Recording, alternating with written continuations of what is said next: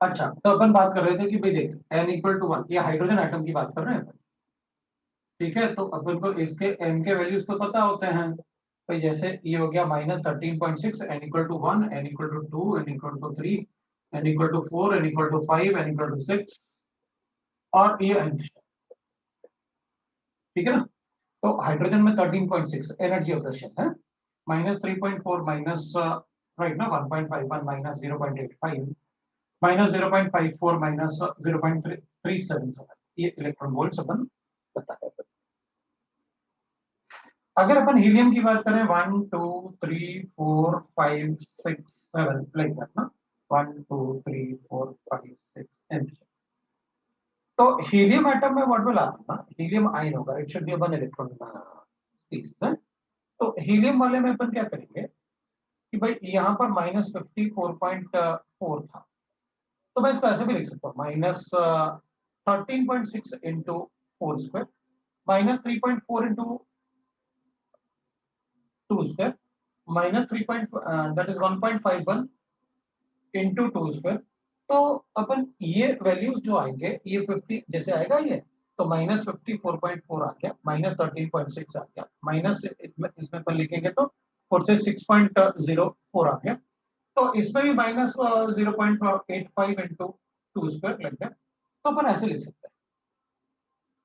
अपन कहेंगे अच्छा, अगर मुझे ये वैल्यूज पता है तो आप ये हर सभी में 2 से क्यों मल्टीप्लाई कर रहे हो?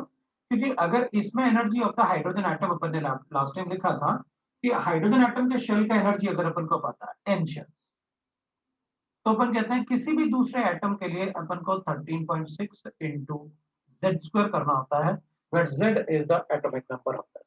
मतलब अगर मुझे लिथियम के लिए कैलकुलेट करना है ना, तो लिथियम के फर्स्ट शेल का एनर्जी कितना होगा, तो मैं कहूंगा 13.6 इंटू जेड स्क्वायर मतलब 3 का स्क्वायर, ये हो जाए। तो लिथियम का सेकंड शेल का एनर्जी कितना होगा, तो हाइड्रोजन का सेकंड शेल कितना था, -3.4, तो आप 3 स्क्वायर कर दो, Z square, Z for this is equal to 3, that is the atomic number. तो मैं किसी भी शेल का एनर्जी कैलकुलेट कर सकता हूं। और मान लेंगे अपन कहेंगे नहीं सर मुझे ये याद नहीं रहता, मतलब ऐसे ये वैल्यूज मुझे याद नहीं है, मत रखो कोई बात नहीं, एनर्जी कैलकुलेट करना है इससे कैलकुलेट कर लूंगा। E is equal to -13.6 into अपन को क्या लिखना होता है, Z square by n square. मुझे लिथियम का सेकंड शेल का एनर्जी चाहिए, तो E2 मतलब second shell 13.6 into Z lithium का होता है 3 स्क्वायर डिवाइडेड बाय n, कौन सा सेकंड शेल चाहिए 2 स्क्वायर। लो भाई इतना ही आएगा जितना इसमें आएगा। इसमें भी 30.1 आएगा, ये भी 30.1 आएगा, कोई फर्क नहीं पड़ता। तो अगर याद होगा तो बड़ा इजी हो जाता है अपने लिए, चलेगा, कोई नहीं है याद तो कोई बात नहीं, नहीं है थोड़ा कैलकुलेशन करें, धीरे धीरे कैलकुलेट करोगे ना, जब आप बार बार यूज करोगे तो अपन को धीरे धीरे यूज हो जाएंगे, तो अपन को आएगा। फिर अपन क्या करेंगे, जैसे अपन को कैलकुलेट करना होता है, अब यहाँ पर जो इलेक्ट्रॉन्स होंगे वो इलेक्ट्रॉन्स का एनर्जी फिक्स्ड होता है, हर एक शेल में इलेक्ट्रॉन का एनर्जी फिक्स होता है। हाँ, तो वो तो दिख रहा है कि भाई फर्स्ट शेल का एनर्जी ये है, सेकंड शेल का एनर्जी ये है, थर्ड शेल का एनर्जी ये है, फोर्थ फिफ्थ, ये फिक्स्ड होता है सभी में, सभी में फिक्स्ड होता है। तो जैसे अपन कहेंगे यहाँ अगर इलेक्ट्रॉन को मुझे यहाँ से यहाँ ले जाना है तो मुझे 10.2 इलेक्ट्रॉन वोल्ट देना पड़ेगा energy, why it is so, क्योंकि इन दोनों का डिफरेंस 10 का। अगर मुझे यहाँ से इलेक्ट्रॉन को यहाँ लेके जाना है तो मुझे इन दोनों के डिफरेंस के बराबर एनर्जी देना पड़ेगा। अगर मैं यहां से यहां लेके जाऊंगा तो मुझे इन दोनों के डिफरेंस के बराबर एनर्जी देना पड़ेगा। मतलब अगर मुझे ग्राउंड स्टेट से, इसको अपन ना n=1 को बोलते हैं ग्राउंड स्टेट। अगर मुझे ग्राउंड स्टेट से एनर्जी को लेके जाना है फोर्थ शेल पे, तो मुझे 12.75 मतलब इसमें से इसको माइनस करके बता दूंगा कितना एनर्जी देना, इतना एनर्जी उनको देना।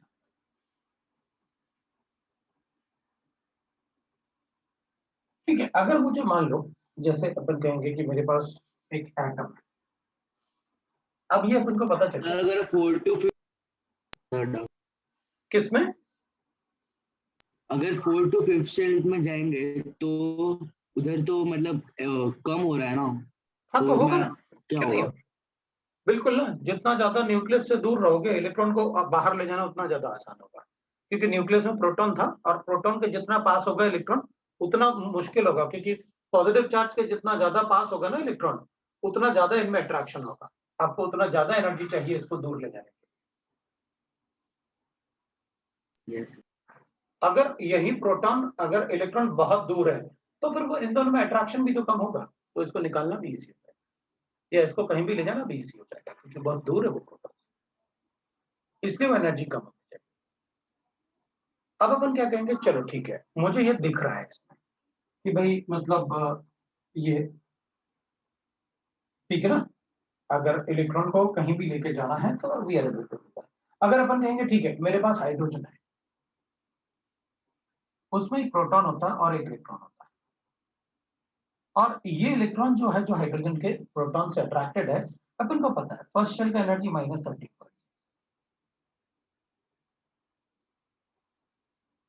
तो अगर मुझे इस इलेक्ट्रॉन को इससे इंडिपेंडेंट बनाना है तो कितना एनर्जी देना पड़ेगा? तो अपन कहेंगे जिस एनर्जी से ये इलेक्ट्रॉन प्रोटॉन से अट्रैक्टेड है वो 13.6 है, इसको 13.6 दे दो, इन दोनों के बीच में अट्रैक्शन खत्म हो जाएगा, तो इलेक्ट्रॉन बाहर निकल जाएगा एटम। उससे कम दिया तो एटम में रहेगा। तो आपने 10.2 दिया तो फर्स्ट शेल से सेकंड में चला गया, 12.1 दिया तो सेकंड से थर्ड में चला गया, 12.75 दिया तो इधर चला जाएगा, और थोड़ा सा एनर्जी दोगे तो इधर आ जाएगा। तो जब तक आप ये वैल्यू 13.6 नहीं करते, वो इलेक्ट्रॉन शेल्स में ही रहेगा। That's why we say that कि भाई एटम, हाइड्रोजन एटम में और शेल होते होंगे, हम इसलिए नहीं लिखते क्योंकि वहां पर इलेक्ट्रॉन हमारे पास एक ही है उसमें, लेकिन उसका इन्फ्लुएंस, पॉजिटिव चार्ज का इन्फ्लुएंस तो बहुत दूर तक होता है। कहां तक होता है? जब तक अपने पास कितना एनर्जी देंगे अपन कि भाई जैसे जैसे इसको दूर ले जाएंगे ये वैल्यू कम हो, ये वैल्यू अगर नेगेटिव साइन के साथ कहेंगे तो बढ़े, -13.6, -3.4, ये वैल्यू जैसे जैसे इलेक्ट्रॉन दूर जा रहा है वो एनर्जी क्या हो रही है, बढ़ती जा रही है। बढ़ती क्यों जा रही है? Because negative sign. तो एक टाइम आएगा जब अपन मतलब उसको टोटल, जैसे यहाँ पर अपन ने 10.2 दिया तो इतना हो गया, 12.1 दिया तो इतना हो गया न्यूक्लियस से इस डिस्टेंस पे। अब यहाँ पर 12.75 दिया तो न्यूक्लियस से इतना डिस्टेंस पे एनर्जी 0.85 हो गया, तो इनफाइनाइट डिस्टेंस पे तो अपन कहेंगे इतना एनर्जी दे दो, इनफाइनाइट डिस्टेंस पे चला जाएगा।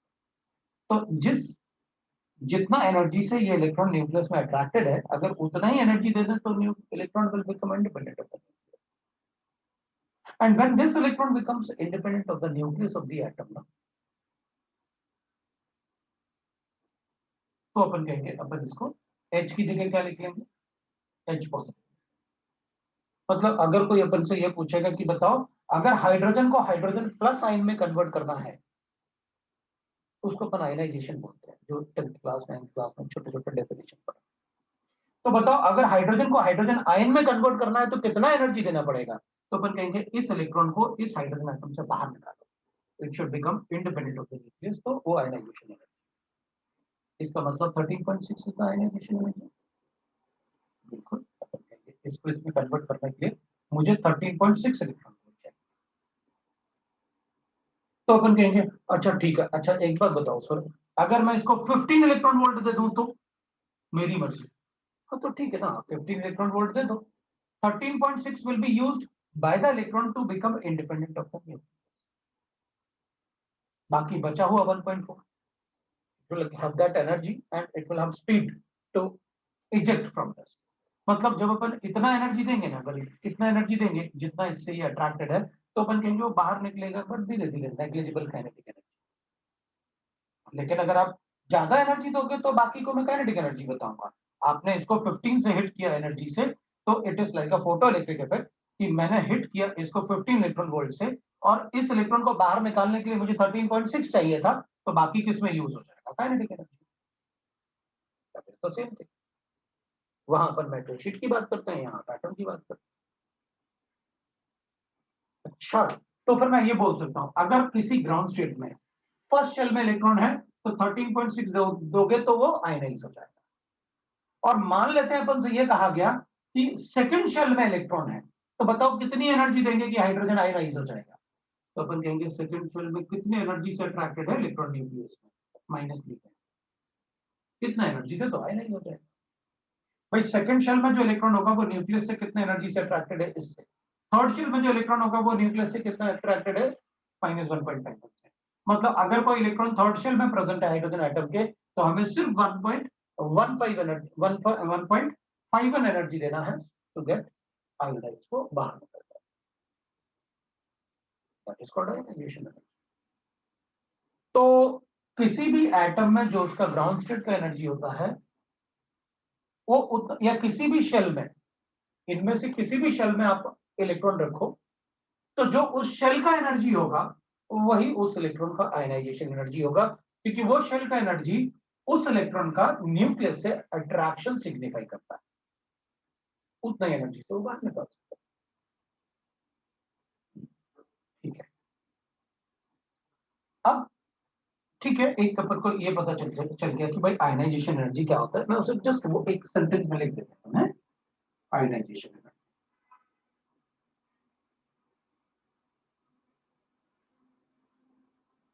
The energy given to the electron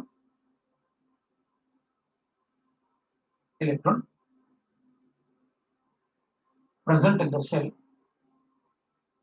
so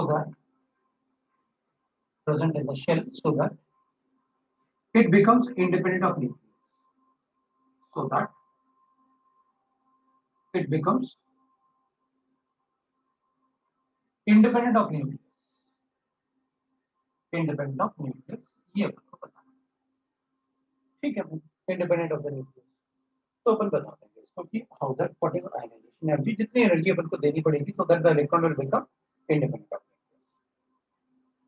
nucleus. अब एक बात है, अगर मैं इसको देखता हूं, जैसे सपोज मुझे गिवन है, मैं किसी भी शेल का एनर्जी लिख सकता हूं, अपन इसको हटा लेते हैं, कोई प्रॉब्लम नहीं है।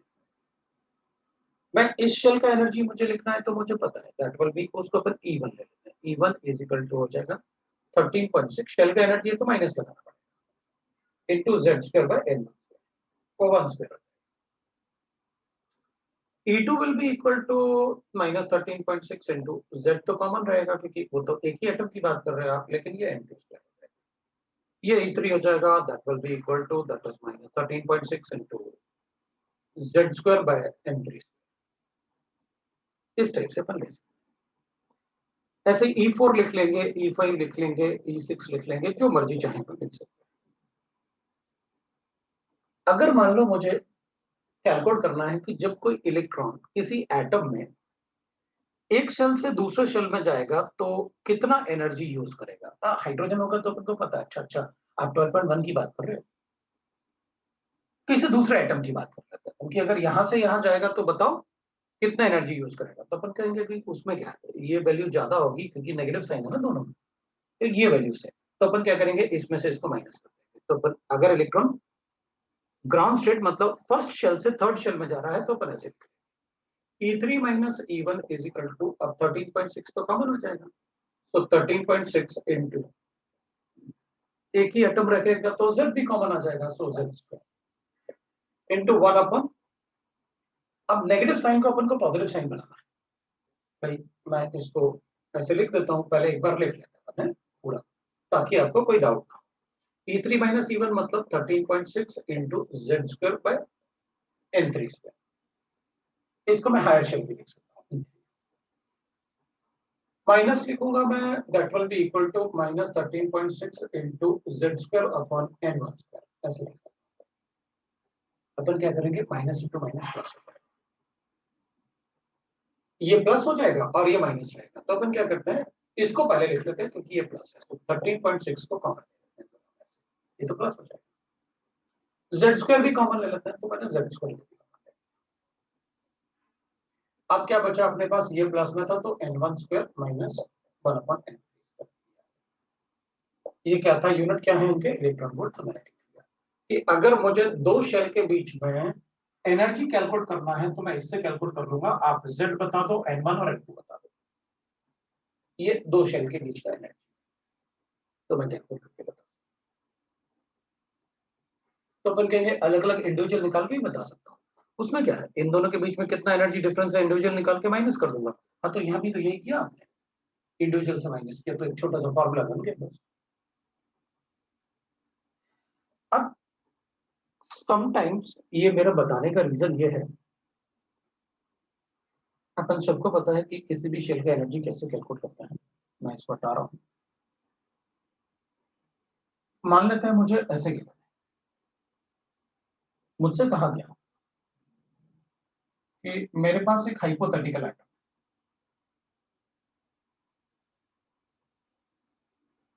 और वो एक्स एटम, मैंने ले लिया एक हाइपोथेटिकल एटम एक्स।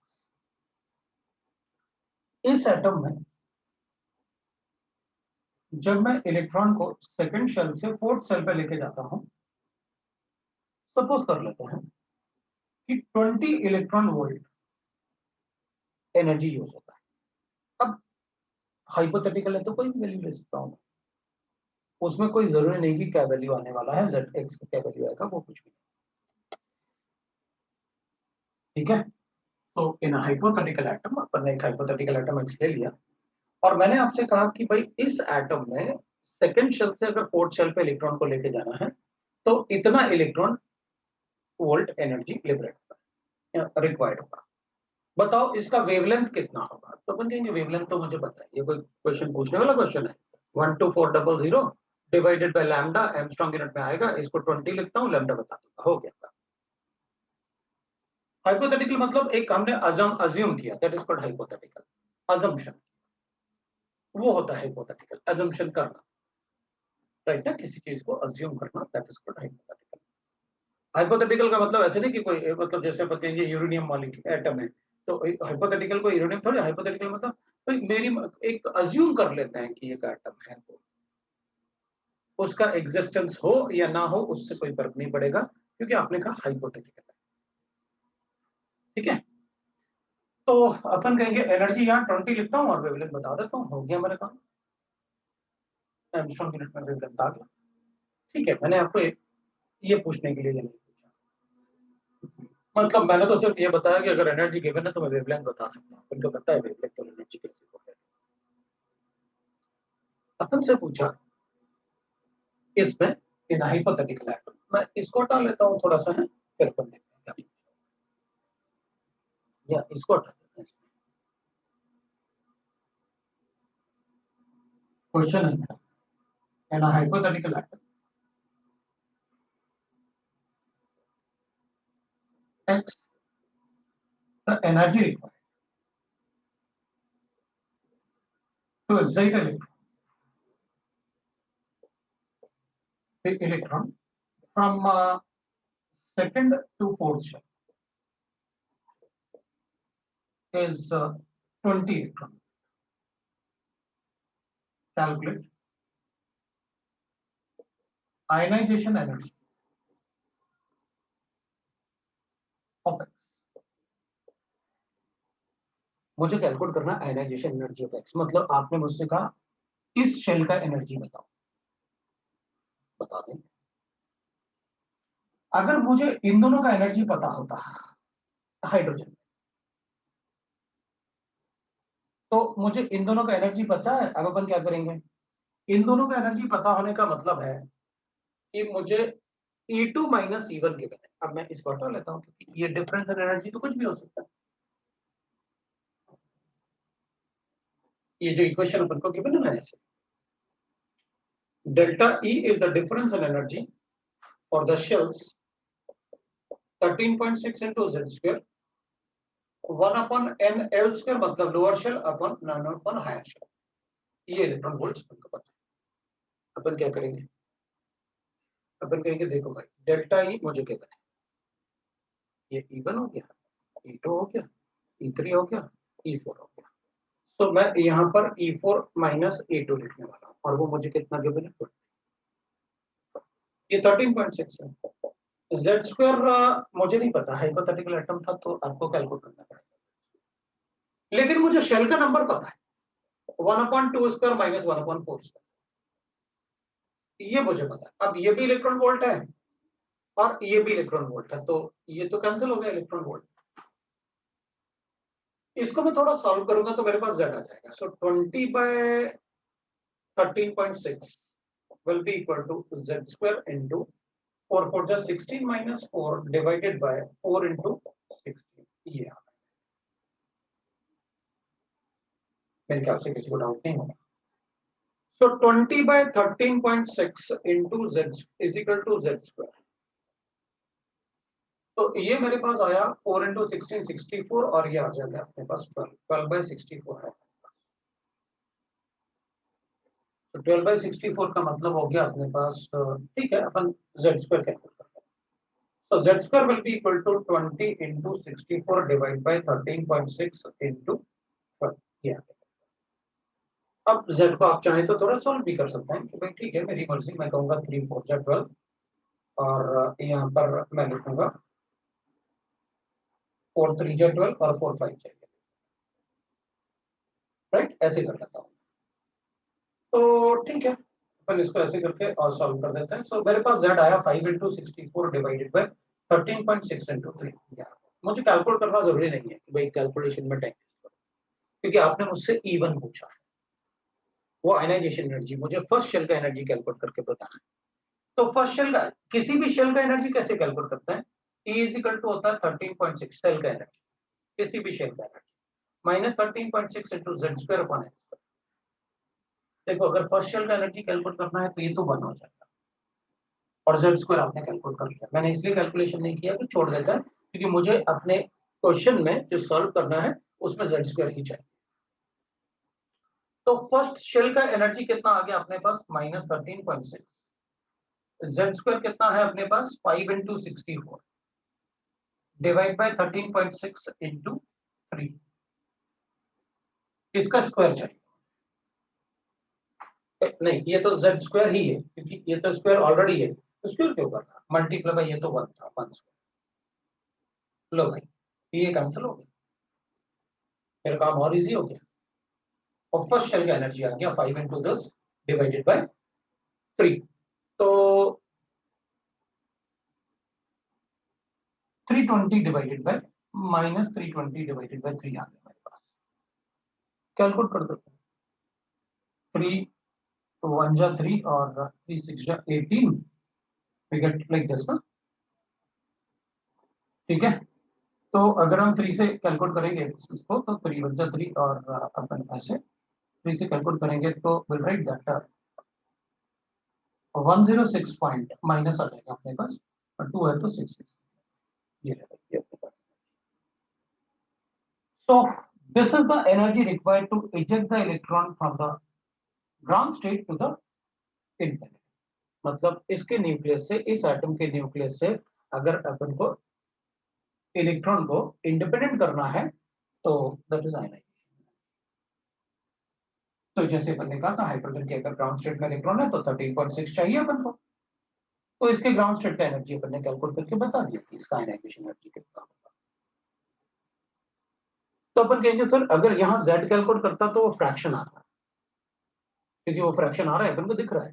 तो अपन कहेंगे कोई बात नहीं, फ्रैक्शन आ रहा है, कोई फर्क नहीं पड़ेगा. रीजन आपने ये लिख रखा है ना कि मैंने अज्यूम किया है कंसेप्ट के लिए. ऐसे क्वेश्चन तो पूछेंगे भाई, एडवांस वगैरह में क्वेश्चन ऐसे ही पूछते हैं, वो हाइपोथेटिकल बना के. आपको कंसेप्ट पता होना चाहिए, दैट्स ऑल. हाइपोथेटिकल, वो हाइपोथेटिकली कोई एटम बना लेंगे और क्वेश्चन पूछ लेंगे, बता दो, कोई प्रॉब्लम नहीं. ये हाइपोथेटिकल होता है. हाइपोथेटिकल मतलब बस आपसे कंसेप्ट पूछ रहे हैं, उसमें आप कैलकुलेशन में ज्यादा वो मत करो कि नहीं z का वैल्यू तो इंटीजर होता है. हाँ, तो इसलिए तो हाइपोथेटिकल लिखा कि भाई जो भी वैल्यू आ रहा है, इसलिए तो अपन ने यहाँ सॉल्व नहीं किया. अपन ने कहा z स्क्वायर ही ले लेते हैं ना, क्योंकि अपन को z स्क्वायर वहां सब्स्टिट्यूट इस टाइप से क्वेश्चन.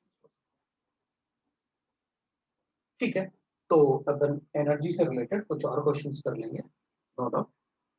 तो मैं अब इसमें वेवलेंथ भी कैलकुलेट कर सकते हैं, अपन एनर्जी भी कैलकुलेट कर सकते हैं. तो एनर्जी तो मैंने आपको कैलकुलेट करना बता दिया कि भाई कैसे किसी भी शेल का एनर्जी कैलकुलेट करते हैं. तो इससे ज्यादा अपन को जरूरत नहीं पड़ेगी, अपन सभी शेल्स का एनर्जी कैलकुलेट कर सकते हैं और बता सकते हैं. इवन अपन ने डिफरेंस भी चेक कर लिया कि अगर हमें डिफरेंस गिवन है तो मैं बता भी दूंगा कि किस एटम की बात कर रहे हो आप. एनर्जी डिफरेंस अगर मुझे गिवन है और ट्रांजिशन गिवन है तो मैं बता सकता हूँ किस एटम की बात कर रहे हो, और उसमें से फिर किसी भी शेल की एनर्जी कैलकुलेट करके बता सकता हूँ once I got this. तो अपन कैलकुलेट करके बताओ। अब मैं थर्ड पॉइंट अपना एनर्जी का था, मैं फोर्थ पॉइंट लिखने वाला। Fourth point is frequency of electron. To calculate the frequency of electron initial, to calculate the frequency of electron initial of electron in a shell, initial मतलब अब frequency मतलब क्या? तो मैंने पहले भी आपको बताया था कि देखो फ्रीक्वेंसी का मतलब होता है ना, कि भाई जैसे अगर अपन किसी बस स्टॉप पे खड़े हुए, तो बस स्टॉप से कोई भी बस कितना टाइम निकलती है वो उसका फ्रीक्वेंसी है, या फिर अपन टाइम के रिस्पेक्ट में भी बोलते हैं कि भाई ये बस जो है, bus number 368 that will pass from the bus stop in every 5 minutes, तो उसकी फ्रीक्वेंसी 5 मिनट, मतलब उस पॉइंट से वो बस हर एक 5 मिनट में निकलेगी। तो फ्रीक्वेंसी इज पर टाइम। अपन को यूनिट भी पता है कि what is unit of frequency. कुछ कुछ बच्चे सुबह मतलब ऐसे, उनको शायद मैंने वाट का यूनिट नहीं बताया था आपको। 1 watt is equal to 1 joule per second. सुबह सुबह पूछ भी रहे थे, तो मैंने आपको बताया होगा वैसे 1 watt is equal to 1 joule per second.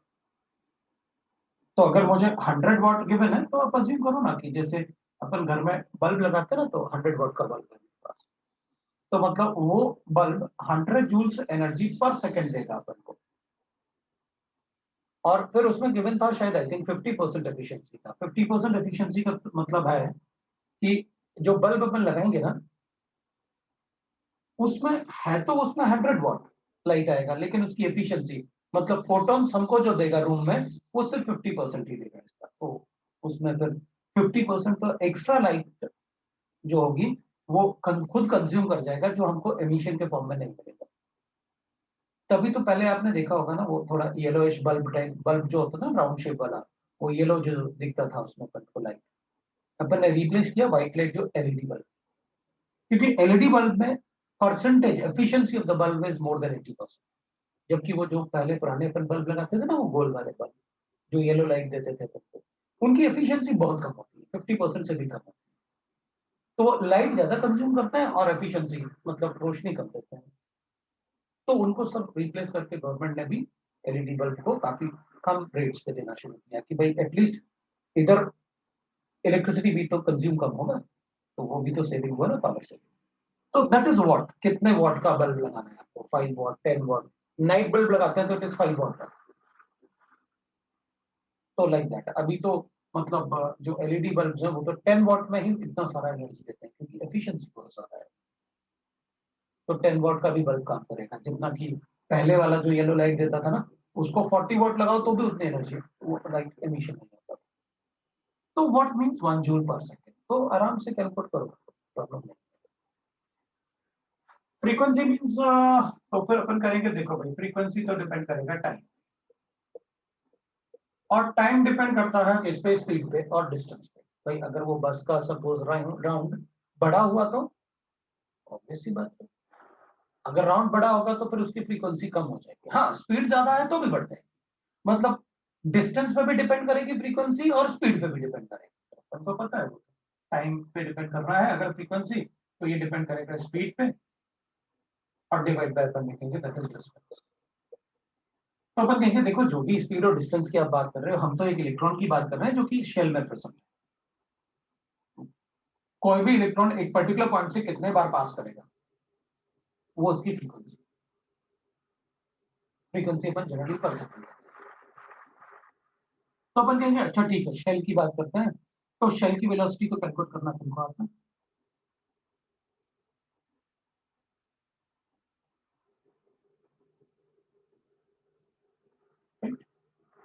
Metre पर सेकंड। तो अपन कहेंगे देख भाई वेलोसिटी तो मुझे स्पीड की बात करोगे तो वेलोसिटी की बात कर रहे हैं, मतलब मैं स्पीड लिख लेता हूँ। वो एन इसलिए लिखा कि किस शेल की बात कर रहे हैं ये भी तो बताओ। बिकॉज अगर शेल का नंबर बड़ा होगा तो वेलोसिटी कम करना पड़ेगा, लास्ट क्लास में पढ़ा लिखा। डिस्टेंस क्या होगा इसका, तो अपन कहेंगे पेरीमीटर ऑफ द सर्किल ले लो, यहाँ से शुरू करोगे यहाँ लास्ट हो जाएगा। तो किसी भी सर्किल का पेरीमीटर किस पे डिपेंड करेगा, उसके रेडियस पे। 2 पाई आर ले लेते हैं, आर अपन को पता है कैसे कैलकुलेट करना। N square by z, angstrom unit. ये तो अपन ने कैलकुलेट कर रखा है, ठीक है। तो अगर मुझे फ्रीक्वेंसी कैलकुलेट करना है, इसका मतलब है इसको लिखूंगा 2.18 इंटू 10 की पावर 6 जेड बाय एन, और इसको लिखूंगा 2 पाई आर, लिख लूंगा मैं कितना, दैट इज 0.529, 0.53 ले लेंगे calculation, multiply by n square. लेकिन ये मीटर पर सेकंड है और ये एंगस्ट्रॉम यूनिट है, तो प्रॉब्लम आएगा। तो अपन क्या करेंगे, इसको भी अपन क्या करेंगे, ऐसे कर देंगे 10 की पावर माइनस 10, तो ये भी मीटर्स हो गया। तो ये मीटर मीटर कैंसिल हो जाएगा, पर सेकंड जो बचेगा, तो फ्रीक्वेंसी का यूनिट होता ही है per second. 1 hertz is equal to 1 per second, that is the unit of frequency. वो पर सेकंड इसलिए क्योंकि 1 बाय टाइम होता है, और 1 per second is equal to 1 hertz, right. तो अपन क्या करेंगे, अब अपन ना इसको प्रोपोर्शनलिटी में लिख सकते हैं, क्योंकि प्रोपोर्शनलिटी में क्या होगा, ये कांस्टेंट्स हट जाएंगे, तो z बाय m बचेगा, और यहां से ये दोनों भी कांस्टेंट है, ये तो 2 पाई है तो कांस्टेंट रहेगा, ये भी कांस्टेंट, ये भी कांस्टेंट, तो ये आ जाएगा n स्क्वायर बाय। तो अगर अपन प्रोपोर्शनली देखें किसी भी फ्रीक्वेंसी को, तो प्रोपोर्शनली कितना आएगा अपने पास, z by n into z by n square. इसका मतलब है अगर प्रोपोर्शनलिटी में लिखना है तो मैं फ्रीक्वेंसी को ऐसे लिख दूंगा, frequency will be directly proportional to that is z square by n cube। ये, और अगर किसी शेल में फ्रीक्वेंसी कैलकुलेट करना है तो इस इक्वेशन से कैलकुलेट करूंगा। फिर प्रोपोर्शनलिटी क्यों, फिर तो कांस्टेंट भी लेना पड़ेगा। जो यहाँ पर प्रोपोर्शनलिटी लिया ना, उसमें उस प्रोपोर्शनल का कांस्टेंट क्या होगा, वो इनका प्रोडक्ट होगा, this this this this upon this into this into this, तो वो अपन ने लिखा, बता देंगे दिस इज फ्रीक्वेंसी। तो अब कभी कभी ऐसे भी पूछ लेते हैं वो, जैसे ये फ्रीक्वेंसी है तो अपन ऐसे भी लिख सकते हैं, time period are required for one complete revolution, a revolution of electron in a shell। तो मतलब आपने ये कहा है कि बताओ कितना टाइम लगेगा इलेक्ट्रॉन को यहां से यहां तक आने में, तो अपन कहेंगे एक फ्रीक्वेंसी तो हो गया भाई। इधर आप फ्रीक्वेंसी कैलकुलेट कर रहे थे कि एक सेकंड में कितने बार पास करेगा, यहाँ आप पूछ रहे हैं कितना टाइम लगा एक इलेक्ट्रॉन को ये वन कंप्लीट रेवोल्यूशन। तो टाइम कैलकुलेट करना है तो फ्रीक्वेंसी से कैलकुलेट कर लेना भाई। जब आपको गिवन है frequency is equal to 1 upon time, तो आप लिख लो time will be equal to 1 upon frequency, और 1 अपॉन फ्रीक्वेंसी का मतलब हो गया अपने पास 2 pi r n divided by v n, calculate कर लेंगे। तो फिर अपन इसमें ऐसे भी लिख सकते हैं, फिर तो कहेंगे भाई फिर तो बड़ा इजीली आ गया अपने पास, therefore time period will be, period for one complete revolution will be directly proportional to what, n cube divided by z square।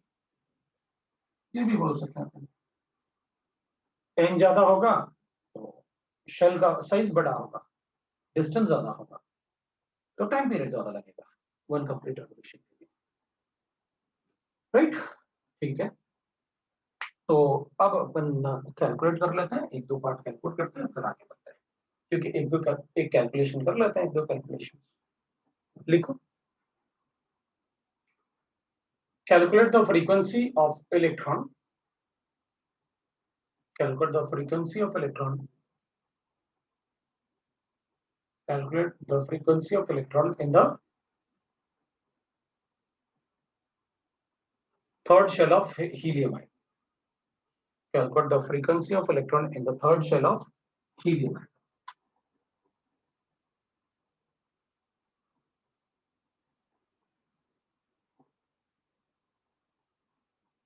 in third shell of helium। तो भाई कैलकुलेट कर लो, कैसे बताओगे, सर कांस्टेंट की वैल्यू क्या है? Constant की value calculate करनी पड़ेगी आपको, वो मुझे नहीं पता, वो तो मैं कैलकुलेट करके बता सकता हूँ कितने आएंगे। अपन बहुत सारे कांस्टेंट याद नहीं रखेंगे ना, अपन तो सीधा कैलकुलेशन कर लेंगे।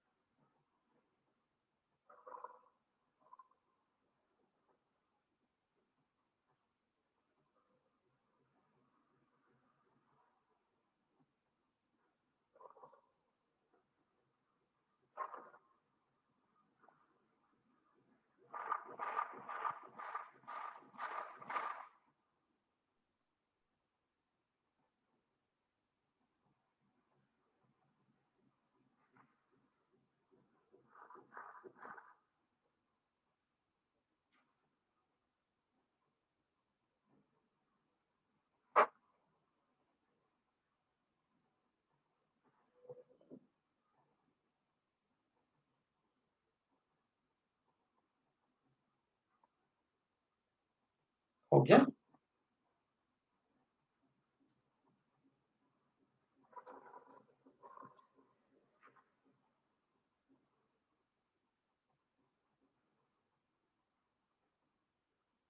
z कितना होगा 2/3। इधर अपन लिखेंगे 2 पाई, सो 2 इंटू 3.145 पाई हो गया 0.53 हो गया इंटू n स्क्वायर, n कितना था 3 का स्क्वायर डिवाइड बाय 2 इंटू 10 की power. so what I got is, ये तो 2 स्क्वायर हो जाएगा divided by 27, so 6.55 into 10 to the power of 15 multiply by मेरे पास आ रहा है दैट इज 4/27। So 4/27 मीन्स, अब ये कांस्टेंट का वैल्यू डाल दिया मैंने डायरेक्टली है, और 6.55 इंटू 10 की पावर 15 हो जाता है। ठीक है ना। अब आप चाहो तो याद रख सकते हो, मुझे कोई प्रॉब्लम नहीं है। ये वैल्यू जो होता है ना टोटल, ये वाला value, this comes out to be 0.66 0.655 कितना होता है ये वैल्यू। तो बाकी वैल्यू तो अपन बता सकते हैं भाई, ये 10 की पावर -10 के ऊपर लेके जाएंगे तो ये 10 की पावर 16 होगा, लेकिन मैंने 6.5 किया इसलिए वो 50 है। ठीक है, बाकी अपन कैलकुलेट करते हैं। 24 प्लस 2 26, 26/27 के आसपास, 26/27 into 10 to the power of 50, so it will be around 1.05 into 10 to the power of 15 frequency per second। ये लो भैया, नेक्स्ट। अगर किसी को डाउट है तो बता सकते हैं।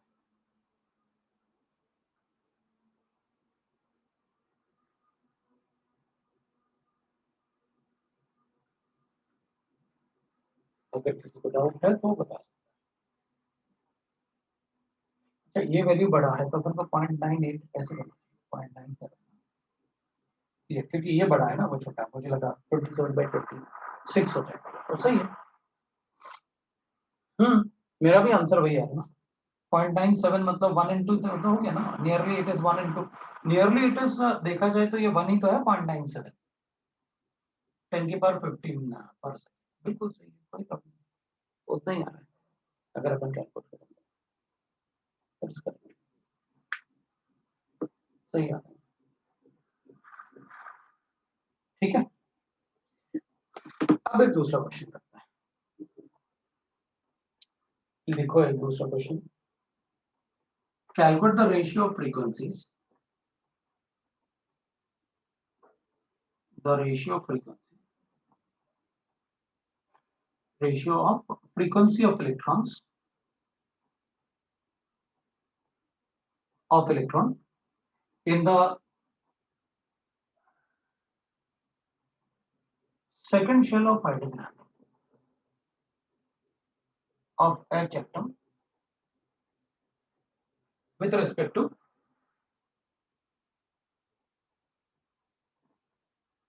the second shell of lithium atom। लो भाई जरा कैलकुलेट करके बताओ। Now you have to calculate the ratio. अब रेशियो होगा तो अपन प्रोपोर्शनल यूज कर लेंगे सीधा, क्योंकि बाकी कांस्टेंट तो कैंसिल ही हो जाते हैं ना, इसलिए अपन प्रोपोर्शनलिटी यूज कर लेंगे। और that's why I have told you this one, क्योंकि दोनों के ही उसमें रेशियो में ये कांस्टेंट वाले वैल्यू तो कैंसिल ही हो जाते हैं, इसलिए अपन ने वैसे।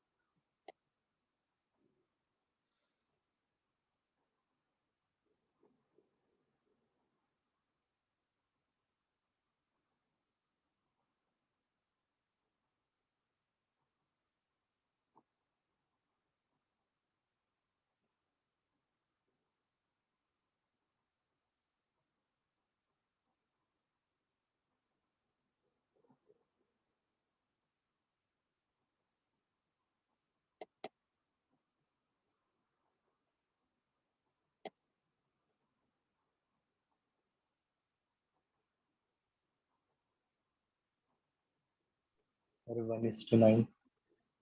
आ गया। तो अपन कहेंगे भाई देख, फ्रीक्वेंसी ऑफ एक हाइड्रोजन एटम लिया आपने, तो फ्रीक्वेंसी ऑफ हाइड्रोजन एटम, उसमें शेल कौन सा दिया, सेकंड शेल।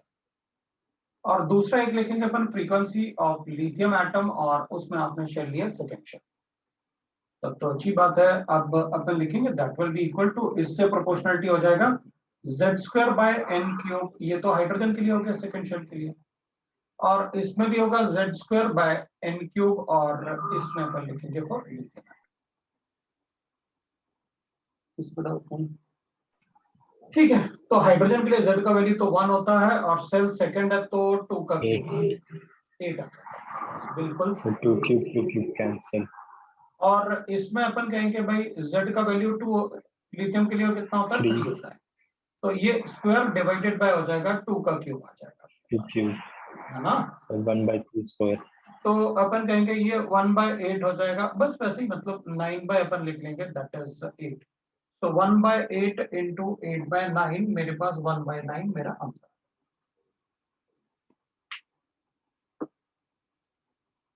तो जल्दी कैलकुलेशन में कोई गड़बड़ ना हो, इसलिए मैंने पूरे लिखा हुआ। आप देख लो, अगर किसी को डाउट है तो वो बता सकता है, कोई प्रॉब्लम नहीं है, बता देंगे भाई what will be the doubt. आपको अगर कोई डाउट होगा तो हम बता सकते। एवरीबॉडी गॉट इट ना, क्या करना है अपन को, तो अपन बता सकते हैं ऐसे। अब वैसे ही अपन फ्री टाइम पीरियड भी कैलकुलेट कर सकते हैं, अगर अपन को टाइम पीरियड कैलकुलेट करना है तो बिल्कुल सेम कैलकुलेशन से। टाइम पीरियड में बस क्या होता है, ये रिवर्स इनवर्स हो जाएंगे, तो ठीक है, उससे दैट अपन उसे लिख सकते हैं। टाइम पीरियड अगर कैलकुलेट करना है तो फ्रीक्वेंसी कैलकुलेट करके 1/, कर दूंगा, फ्रीक्वेंसी कैलकुलेट करके 1/, कर दूंगा, मुझे कोई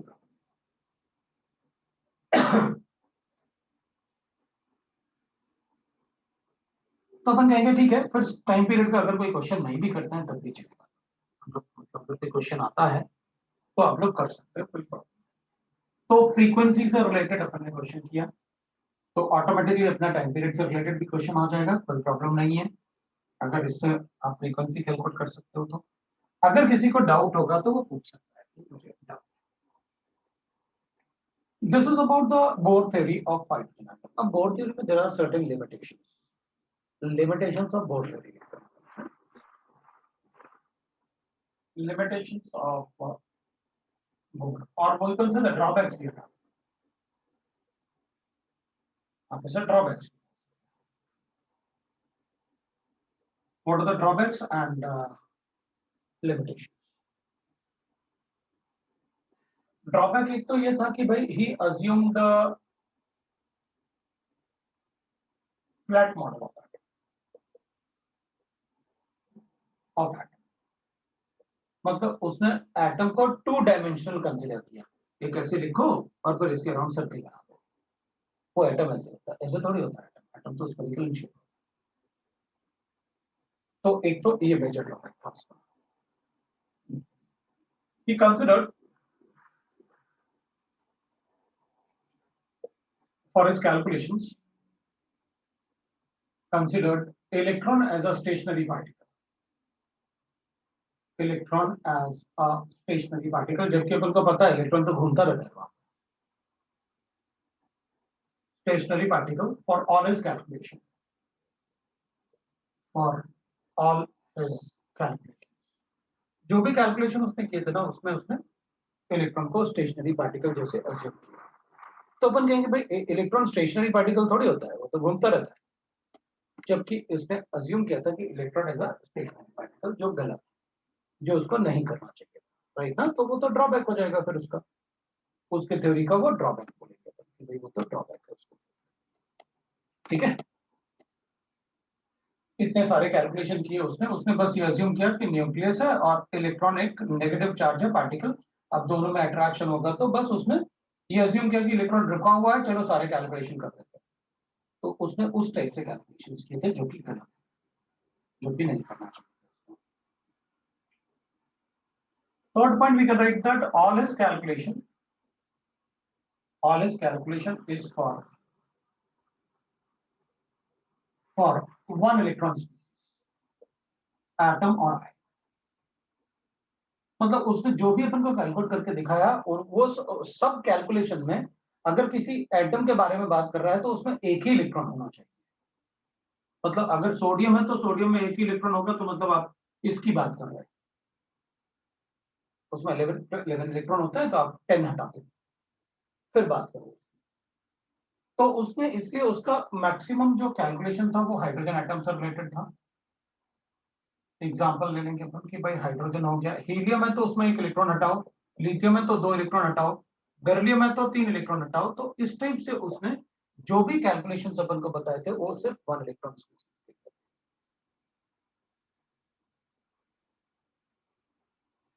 next we can say that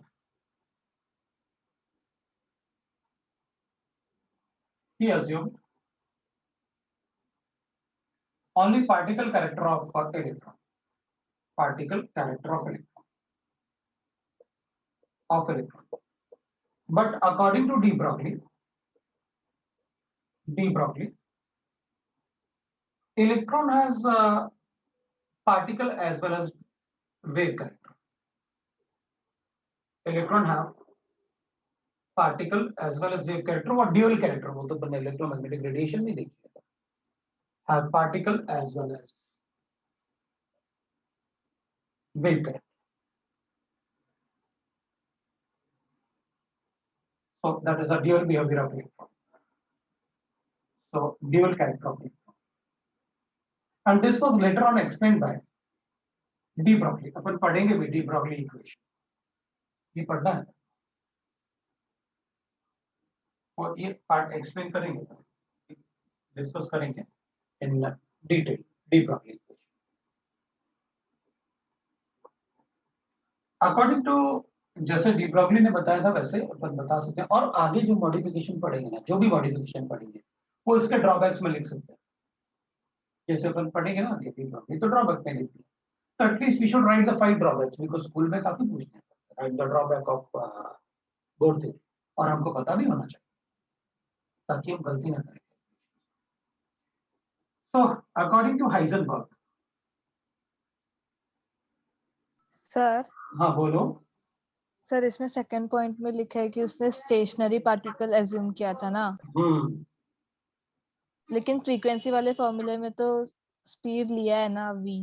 हाँ तो उसने तो फॉर्मूले से कैलकुलेट कर दिया, तभी तो बताया था मैंने। तो सर अगर स्पीड लिया है तो फिर वो स्टेशनरी कैसे होगा? हाँ तो फिर पहले तभी तो उसने ड्रॉबैक को हटाया था उसके, मतलब जो कैलकुलेशन में, मतलब फोर्स ऑफ अट्रैक्शन। भाई कूलम्बिक फोर्स ऑफ अट्रैक्शन कैसे बता सकते हो?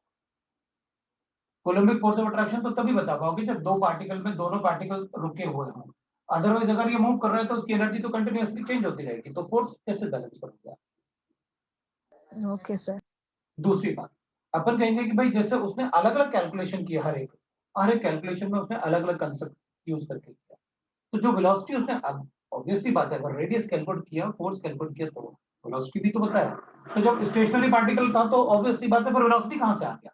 तो उसने कहा भाई देख, जितने कैलकुलेशन हमने बताया ना, जितने पोस्टुलेट बताए ना, अगर उसमें कहीं वेलोसिटी आ रहा है तो उससे वेलोसिटी कैलकुलेट कर रहा है, और बोले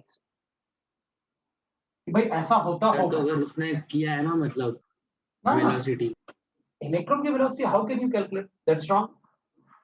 हम किसी इलेक्ट्रॉन की वेलोसिटी बता ही नहीं सकते। कोई इलेक्ट्रॉन जो घूमता है ना शेल में, वो ऐसे घूमता है,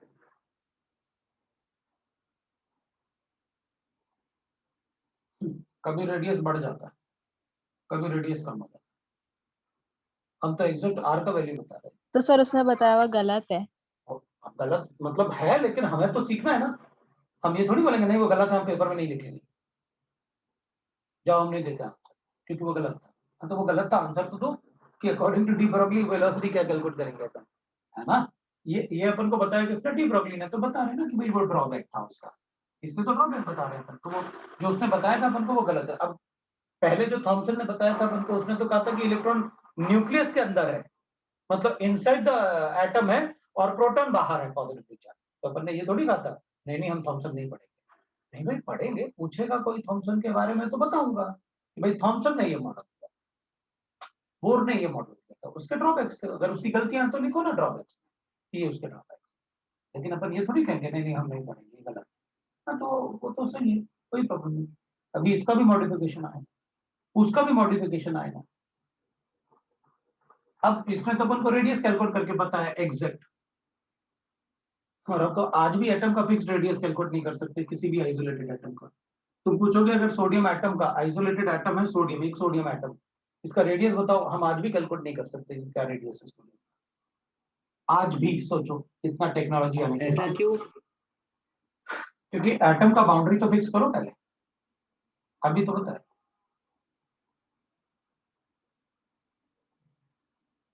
बाउंड्री तो फिक्स करो पहले,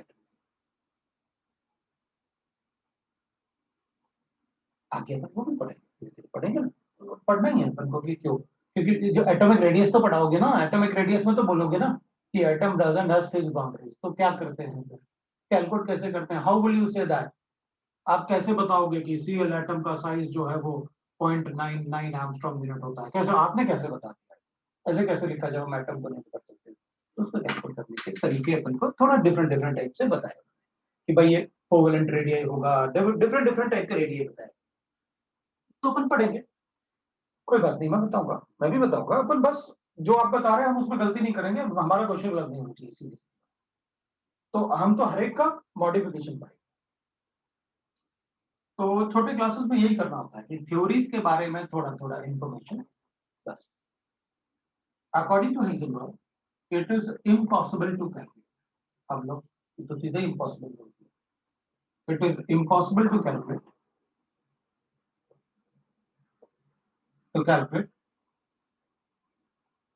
the exact position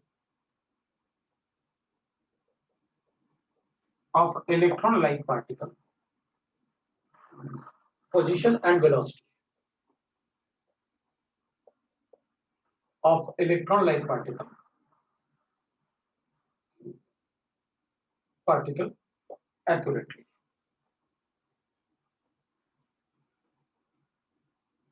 low, Heisenberg ने तो सीधे मना कर दिया कि भाई हम ना तो इलेक्ट्रॉन जैसे पार्टिकल का एग्जैक्ट पोजीशन बता सकते और ना ही हम उसका एग्जैक्ट वेलोसिटी बता सकते, तो फिर करेंगे क्या, तो देखेंगे, हाइजेनबर्ग भी पढ़ना है तुमको, हाइजेनबर्ग थ्योरी भी पढ़ना है, डी ब्रॉगली थ्योरी भी पढ़ना है, तो देखेंगे। हाँ बोलो, कोई डाउट है? तो ये उसके कम से कम 5 ड्रॉबैक लिख लिया अपन ने, डी ब्रॉगली भी अपन डिटेल में पढ़ेंगे, हाइजेनबर्ग भी डिटेल में पढ़ेंगे, और ये अपन को ध्यान रखना है कि भाई उसका जो मॉडल था वो फ्लैट मॉडल था, इलेक्ट्रॉन को उसने स्टेशनरी पार्टिकल कैलकुलेट करके, अट्रैक्शन वगैरह कैलकुलेट करके कैलकुलेशंस बता दिए, उस टाइम यही बड़ी बात थी। All is calculation are for one electron species, मतलब एक ही इलेक्ट्रॉन होना चाहिए, तो धीरे तो अब अपन थोड़ा सा पढ़ेंगे, अब नेक्स्ट मॉडल की तरफ चलते हैं, ठीक है ना। नेक्स्ट मॉडल को पढ़ने के लिए थोड़ा सा हमें हाइड्रोजन का स्पेक्ट्रम भी पढ़ना पड़ेगा, तो ये लिख लिया आपने, ये सारा पढ़ेंगे अपन, वो स्पेक्ट्रम के बाद अपन डी ब्रॉगली इक्वेशन अलग से पढ़ेंगे, हाइजेनबर्ग अलग से पढ़ेंगे, लाइक दैट पढ़ेंगे, तो एक एक क्लास लगेगा अपन को, डी ब्रॉगली में तो उससे ज्यादा भी लग सकता है क्लास। अब क्या होगा ना, जैसे अपन स्पेक्ट्रम की बात कर रहे हैं, तो स्पेक्ट्रम से, स्पेक्ट्रा से अपन हाइड्रोजन एटम के मॉडल की बात करेंगे, तो अपन को पहले एक बार पता होना चाहिए कि स्पेक्ट्रम क्या होता है। स्पेक्ट्रम एक्चुअली दो टाइप से होता है, एक एमिशन स्पेक्ट्रम होता है और एक absorption spectrum,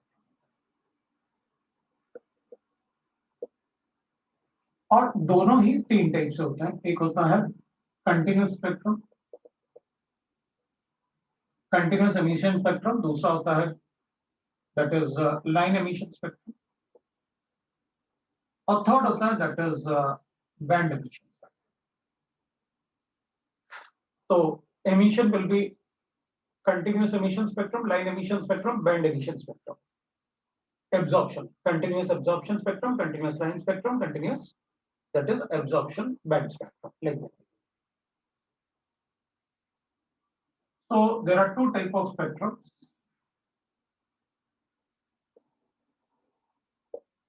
Each of 3 types. तो ऊपर लिख देता हूं, each of 3 types. अब मैं एक बार इन तीनों में आपको डिफरेंस बता देता हूं, क्योंकि अपन को सिर्फ चाहिए line spectrum, because atoms have property to show the line spectrum. तो और वो क्यों लाइन स्पेक्ट्रम शो करता है वो मैं आपको बताता हूँ कि भाई एटम लाइन स्पेक्ट्रम ही क्यों शो करेंगे, बाकी दोनों क्यों नहीं। तो चलो देखते हैं। Atoms have a property to show the line emission spectrum. तो हम देखेंगे, पहले तो ये देख लें कि भाई स्पेक्ट्रम पढ़ लेते हैं ना। एक तो हो जाएगा कंटिन्यूस स्पेक्ट्रम।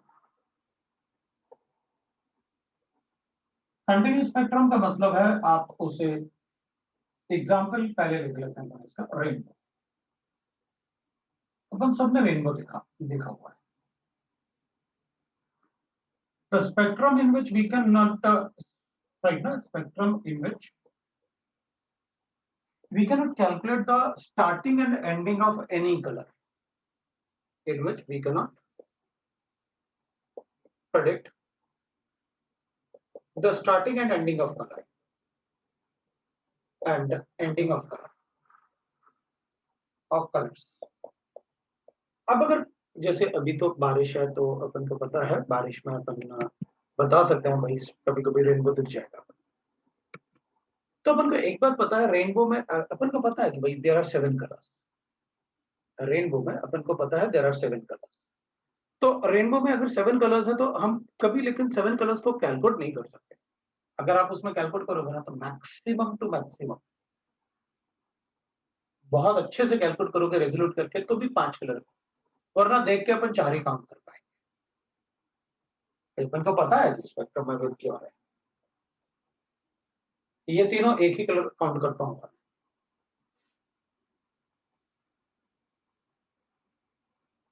रेड काउंट कर लूंगा, इन दोनों को एक ही काउंट कर पाऊंगा, ये और ये दोनों ऐसे रेड काउंट कर सकते हैं। ये तीनों मर्ज हो जाते हैं। अपन सिर्फ बोल सकते हैं वहां वॉयलेट रहा होगा, वहां ब्लू इंडिगो रहा होगा, वहां ब्लू रहा होगा। कैलकुलेट नहीं कर सकते कौन सा कहाँ ऐड हुआ, कौन सा कहाँ शुरू हुआ। That is called continuous spectrum. अपन कहेंगे देखो सीधी सीधी बात है, अगर हम बहुत सारे कलर्स है ना और वो कलर आपस में मिक्स हो जाते हैं और अपन ये नहीं बता सकते कि भाई उस स्पेक्ट्रम में या कलर्स में कि कौन सा कलर कब शुरू हो रहा है और कब बंद हो रहा है, मतलब खत्म हो रहा है, तो फिर उस टाइप के स्पेक्ट्रम को लाइन स्पेक्ट्रम में क्या होता है कि दो कलर, सभी जितने भी कलर आएंगे दो कलर के बीच में थिन डार्क लाइन होगा। जितने भी कलर्स होंगे स्पेक्ट्रम में उसमें दो कलर के बीच में थिन डार्क लाइन होगा। अगर डार्क लाइन होगा तो ऑब्वियस सी बात है, आपने बता ही दिया ना, अगर तो कलर में डिफरेंशिएशन होता ही होता है। There is a two right ना dark line between the two colours. तो लाइन स्पेक्ट्रम में क्या होगा, लाइन स्पेक्ट्रम में अब atoms have a property to show the line spectrum. Atoms have property to show line spectrum. There is a thin dark line between the two colors. There is thin dark line between two colors. The colors. Thin dark line होगा। तो अपन कहेंगे sir एक बार बताओ, तो spectrum तो spectrum ही है, अब इसमें थिन डार्क लाइन कहां से आता है एटम में। तो अपन कहेंगे देखो होगा क्या ना, अपन को पता है कि एटम में न्यूक्लियस, ये उसका फर्स्ट शेल, ये उसका सेकंड शेल, ये उसका थर्ड शेल, ये nth शेल, मतलब बहुत सारे शेल। अगर हाइड्रोजन एटम की बात करें ना तो 13.6, 3.4, -1.51, -0.8। देख अगर इलेक्ट्रॉन यहां से यहां ड्रॉप करेगा तो 10.2 वाला वेवलेंथ ही तो दिखेगा। मतलब हाइड्रोजन में कभी मुझे ना 5 इलेक्ट्रॉन वोल्ट वाला वेवलेंथ कभी नहीं दिख सकता, क्योंकि इलेक्ट्रॉन कभी यहां हो ही नहीं सकता। भाई अगर कोई इलेक्ट्रॉन यहां से यहां ड्रॉप करेगा तो मुझे 12.1 इलेक्ट्रॉन वोल्ट वाला वेवलेंथ ही तो दिखेगा। मुझे कभी भी ऐसा कोई वेवलेंथ नहीं दिख सकता जिसका 10 इलेक्ट्रॉन वोल्ट एनर्जी हो, क्योंकि वो एनर्जी होता ही नहीं है। 10 इलेक्ट्रॉन वोल्ट एनर्जी होती ही नहीं। 10.2 होगी, 12.1 होगा, मतलब इलेक्ट्रॉन किसी भी एटम में इलेक्ट्रॉन बाई किसी एक शेल से दूसरे शेल में ड्रॉप कर सकता है। हम सबको पता है कभी भी इलेक्ट्रॉन दो शेल के बीच में नहीं हो सकता, वहां जाके रेस्ट नहीं कर सकता कि चलो भाई मैं यहां भी प्रेजेंट हूं, जब कहोगे तो यहां से यहां ड्रॉप करके अपना लाइट इमिट कर दूंगा तो मेरा वेवलेंथ कैलकुलेट कर लेगा, वहां हो ही नहीं सकता। तो वो जो डार्क लाइन आ रहा है ना, वो इसलिए तो आ रहा है, जो डार्क लाइन की बात कर रहे हैं ना अपन, वो इसलिए तो आ रहे हैं क्योंकि जो भी वेवलेंथ इन दोनों के बीच से इधर बनेगा वो कभी इमिट नहीं हो सकता, इधर से इधर बनेगा वो कभी इमिशन नहीं हो सकता। मतलब इन दोनों के बीच में जो एनर्जी डिफरेंस है उतना तो गैप लेना ही पड़ेगा, वो तो मतलब या तो 10.2 दिखेगा या 12.1 दिखेगा या 12.75 दिखेगा, लेकिन कभी भी अपन को 12.75 और 12.1 के बीच वाला एनर्जी वाला वेवलेंथ कभी नहीं दिख सकता, क्योंकि वहां इलेक्ट्रॉन होता ही नहीं। और उसी वो इलेक्ट्रॉन के दो शेल के बीच में जो एनर्जी गैप है ना, उसी गैप को वो डार्क लाइन के फॉर्म में अपन को बता रहा है कि there is a thin dark line because there is a gap, energy gap between the shells. और इलेक्ट्रॉन सिर्फ शेल में हो सकते हैं, मतलब इलेक्ट्रॉन की एनर्जी सिर्फ एक डेफिनेट हो सकती है, कुछ भी नहीं हो सकती। हाइड्रोजन एटम में इलेक्ट्रॉन की एनर्जी -13.6 हो सकती है, -3.4 हो सकती है, -1.51 हो सकती है, और इलेक्ट्रॉन एमिट कर सकता है या एब्जॉर्ब कर सकता है 10.2, 5 नहीं कर सकता, तो लेगा ही नहीं, उससे कोई ट्रांजिशन हो गई नहीं तो लेगा क्यों। तो दैट्स व्हाई अपन ने कहा कि atoms have a property to show thin dark line between the two colours. ऐसे ही बैंड स्पेक्ट्रम होता है, band spectrum is shown by molecule. वैसे हमको एटम पढ़ना है, मॉलिक्यूल में भी पढ़ेंगे तो भी चलेगा। Have property to show band spectrum.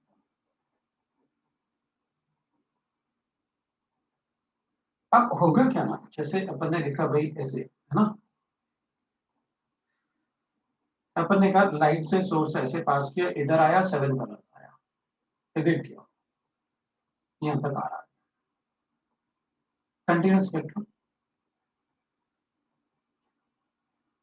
अपन ने लिखा कि भाई लाइट के सोर्स से अपन ने पास किया, इधर आया और डिफरेंट लाइन्स आ गया, there is a thin dark, तो will say that it is a line spectrum, इधर डार्क तो लाइन स्पेक्ट्रम। और अगर अपन ने मान लो कोई ऐसे सोर्स से लाइट पास किया और फिर उसे फोटोग्राफिक प्लेट करेंगे, तो बैंड स्पेक्ट्रम में कलर कैसे बनते हैं, कलर ना कोन के शेप में बनते हैं, हर एक कलर जैसे आइसक्रीम का कोन होता है कि भाई इधर तो मैं डिफरेंशिएट कर सकता हूँ, जैसे जैसे वो फोटोग्राफिक प्लेट की तरफ जाएगा ना, वो कलर का बैंड बढ़ता है, मतलब एक कलर ये है, एक कलर, तो दूसरा कलर जो होगा वो यहाँ से शुरू होगा, दूसरा कलर जो है वो ऐसे होगा, तो दूसरा कलर मैच होगा। ओके, तो आपका मतलब है कि नियर द प्रिज्म तो मैं कलर में डिफरेंशिएट कर सकता हूँ, लेकिन फोटोग्राफिक प्लेट पे जाते जाते वो मर्ज हो जाते हैं, बिल्कुल उन्हीं को बैंड स्पेक्ट्रम, मतलब light has a that spectrum has a cone shape. We can differentiate between the colors near the prism, but not near the photographic plate. So, इसमें we can differentiate between colors. We can differentiate between colors.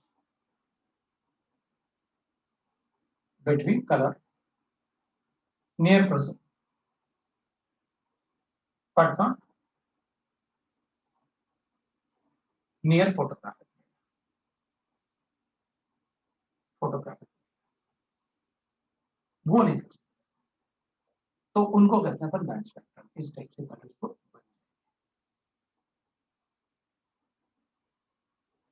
इस type से 3 colour ऐसे, तो उनको कहते हैं अपन cone shape. तो उसकी जरूरत नहीं है अपन को सिर्फ लाइन स्पेक्ट्रम की जरूरत है। दैट्स व्हाई मैंने आपको बताया कि जो दो शेल के बीच में गैप है, वहां से तो कभी कोई इलेक्ट्रॉन ड्रॉप नहीं हो सकता ना, अगर वहां से कोई इलेक्ट्रॉन ड्रॉप नहीं हो सकता तो वो वाला वेवलेंथ तो कभी इमिट नहीं होगा ना, तो उसकी जगह तो dark line. So that is about the spectrum. अब देखते हैं फिर कि भाई एटम स्पेक्ट्रम शो कैसे करता है, लाइन एमिशन स्पेक्ट्रम कैसे, इससे कोई क्वेश्चन नहीं आएगा अपन को, इससे अपन को कोई क्वेश्चन नहीं मिलने वाला मैंने बस आपको मीनिंग बताना था कि ये क्या होता है, उसके लिए मैंने ये सब बताया। कोई क्वेश्चन नहीं आने जरूरत भी नहीं पड़ेगी। तो फिर अपन क्या करेंगे, आगे बढ़ते हैं, हाइड्रोजन स्पेक्ट्रम को डिस्कस। तो मैं एक बार चेक कर लेता हूँ। तो अब अपन नेक्स्ट टाइम पढ़ेंगे, आज इतना ही पढ़ेंगे। आप